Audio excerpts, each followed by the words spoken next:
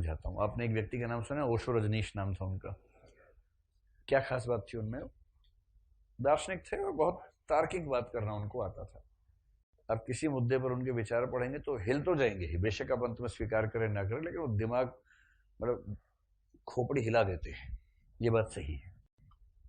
Philosophy के professor भी थे। आप में से कोई जबलपुर से है? आप तो जबलपुर में कॉलेज है महाकौशल कॉलेज, वहीं से पढ़ाई की आपने? पहले एक ही था, अब अलग अलग हो गए हैं।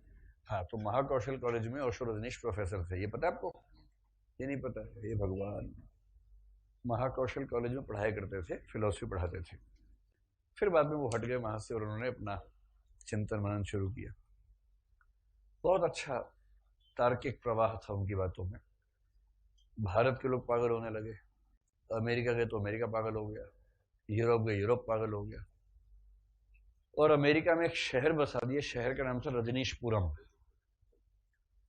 अमेरिका की सरकार घबरा गई उस आदमी से, और कहते हैं कि उस समय के अमेरिकी राष्ट्रपति निक्सन ने ये समझकर कि इस व्यक्ति को मैनेज करना आसान नहीं होने वाला है, जैसा ओशो के भक्त कहते हैं, पता नहीं सच है कि झूठ है, उनको गिरफ्तार करवाया और उनको धीमी मौत के इंजेक्शंस लगवाए और फिर रिहा कर दिया।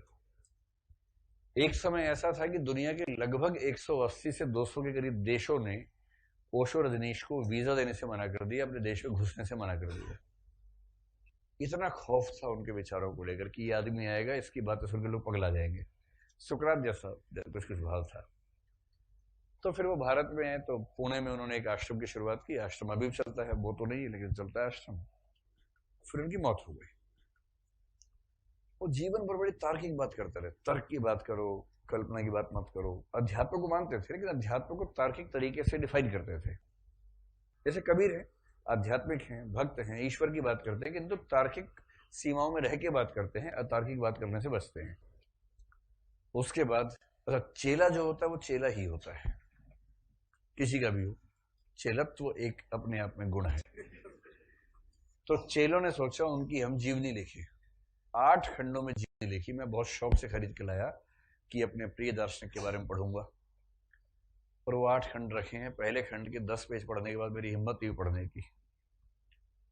क्या लिखा है शुरू में, आपको पता है? जिस दिन ओशो का जन्म हुआ उस घटना का जिक्र है। उसी रात में नर्मदा नदी में बाढ़ आई, ऐसा लगा कि सारे घर डूब जाएंगे, और जिस घर में बच्चे का जन्म होने वाला था वो भी डूब ना जाए, ऐसी बाढ़ थी। और उसी खौफ के साए में बच्चे का जन्म हुआ। मां कराह रही थी, बच्चा रो रहा था, नर्मदा नदी का पानी घर में घुसने को बेताब था। लेकिन जैसे ही बच्चे का जन्म हुआ, अचानक बरसात थम गई और बाढ़ का पानी उस घर की चौखट को टच करके लौट गया, जैसे पैर छू के लौटा हो। ये वाक्य उसमें लिखा था। ये वाक्य पढ़ते मैंने बंद कर दिया, तब से बंद ही है वो। 10-12 साल हो गए खरीदे हुए उसको। तो जो भक्त आदमी है उसने अपने आराध्य को महान बनाया कि चौपट कर दिया? चौपट कर दिया। पर अगर उस पुस्तक को पढ़े भक्त टाइप के लोग तो वो मस्त हो जाएंगे, अरे साक्षात नर्मदा माता ने पैर छुए हैं। इसीलिए ईसा मसीह हथेली से पैदा होते हैं, वो भी कुमारी मरियम की, ताकि थोड़ा लगे कि यूनिक टाइप का मामला है। अगर आप कहें कि राम जी भगवान थे और दशरथ जी भगवान के पापा थे, अरे यार ये अगर भगवान का बाप उपस्थित है तो भगवान से क्यों बात करेंगे हम? बाप इज बाप, वन से बाप ऑलवेज ए बाप। आप कहें हे भगवान, और आप कहें भगवान के पापा, थोड़ा आप देख लीजिएगा।